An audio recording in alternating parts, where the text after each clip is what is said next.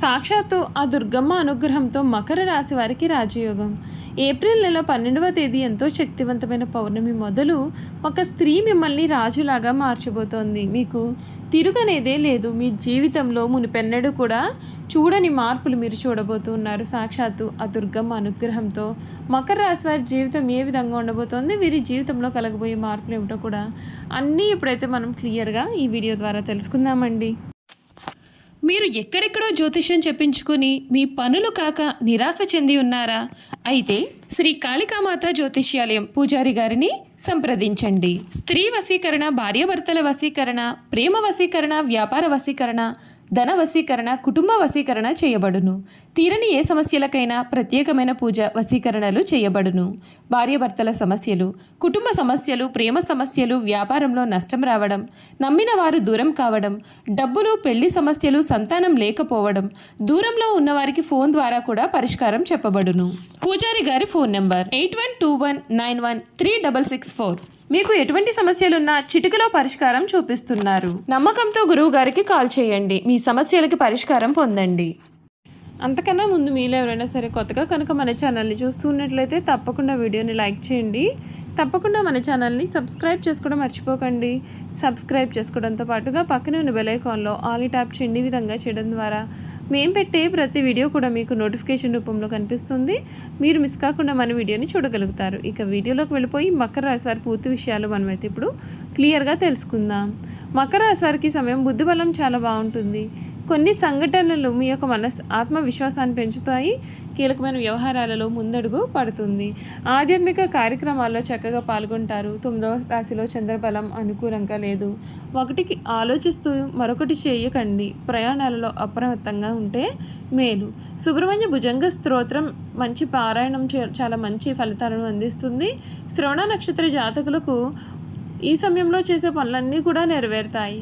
ప్రారంభించిపోయే పనులలో విజయావకాశాలు పెరుగుతాయి. భవిష్యత్ ప్రణాళికలు ఫలిస్తాయి. లక్ష్య సాధనలో చిన్న చిన్న ఆటంకాలు అనేవి ఎదురైనా సరే పెద్దగా ఇబ్బంది అయితే కలిగించవు. మీ యొక్క అనుకూలాన్ని నింపుతుంది. ఆనందాన్ని చూపిస్తుంది. విందు వినోద కార్యక్రమాల్లో పాల్గొంటారు. మీ బుద్ధితో కీలకమైన వ్యవహారాలలో సమయస్ఫూర్తితో వ్యవహరించి అందరి నుండి మంచి ప్రశంసలు అందుకుంటారు. అంతేకాదు ఈ రాశి వారికి ఇబ్బంది కలిగించే సంఘటనలకు దూరంగా ఉండండి. శ్రీ లక్ష్మి స్తుతి మీకు ఎంతో మేలు కూడా కలిగిస్తుంది. ఆ దుర్గమ్మ అనుగ్రహంతో ఏప్రిల్ నెల 12వ తేదీ మొదలుకొని ఈ మకర రాశి వారి జీవితం అయితే పూర్తిగా మారబోతుంది. ఒక స్త్రీ కారణంగా మీరు రాజులాగా మారబోతున్నారు. ఆ స్త్రీ ఏ రూపంలోనైనా సరే మీ జీవితంలో ప్రవేశించవచ్చు. మీ తల్లిగా అయినా సరే, మీ ధర్మపత్నిగానైనా సరే, ఏ విషయంగానైనా సరే ఆ స్త్రీ మీ జీవితంలో ప్రవేశించే అవకాశాలు అయితే అధికంగా ఉంటాయి.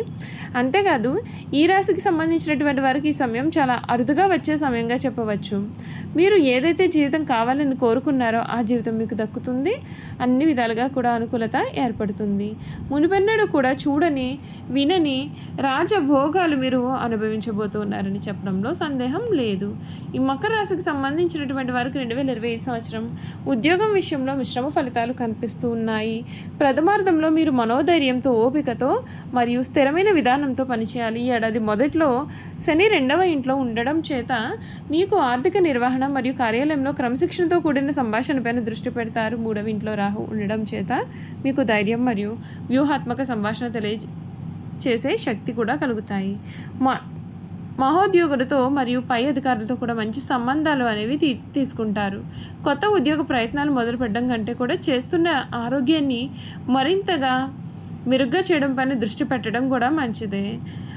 ఈ రాశి వారికి ఈ సమయం అంతా కూడా చాలా అనుకూలత అనేది అధికంగా ఉంటుంది. మీరు కోరుకునే జీవితమే మీకు దక్కుతుంది. ఈ మకర రాశి వారికి సంవత్సరం ఉద్యోగంలో విజయం సాధించాలి అంటే వ్యక్తిగత సమస్యలు మరియు వృత్తిపరమైన బాధ్యతల మధ్య సమతుల్యత అనేది ఉండేలాగా చూసుకోవాలి. అంతేకాదు ఈ రాశి వారికి తొందరగా అభివృద్ధి సాధించాలని సులువైన మార్గాల కోసం చూడకుండా స్థిరంగా నిలబడి వృద్ధి చెందడానికి ప్రయత్నం చేయాలి. ఓపికగా మనోధైర్యంతో ఉంటే మకర రాశి వారు ఈ ఏడాది వచ్చే సవాళ్లను కూడా ఎదుర్కొనగలుగుతారు. భవిష్యత్తులో విజయాలకు బలమైన పునాది కూడా వేసుకోగలుగుతారు. ఈ రాశి వారికి 2025 సంవత్సరం ఆర్థికంగా కొన్ని సవాళ్ళు అయితే తీసుకొస్తుంది. జాగ్రత్తగా బడ్జెట్ వేసుకోవడం మంచిది. ఖర్చులకు దూరంగా ఉండండి. చాలా ముఖ్యమైన సంవత్సరం కనిపిస్తుందండి. మొదట్లో ఈ రాశి వారికి ఎక్కడ పొదుపు చేయలేకపోవచ్చు, ఖర్చులు పెరిగే అవకాశం కనిపిస్తుంది. దీని కారణంగా మీ యొక్క ఆర్థిక స్థిరత్వం పైన ప్రభావం చూపుతుంది.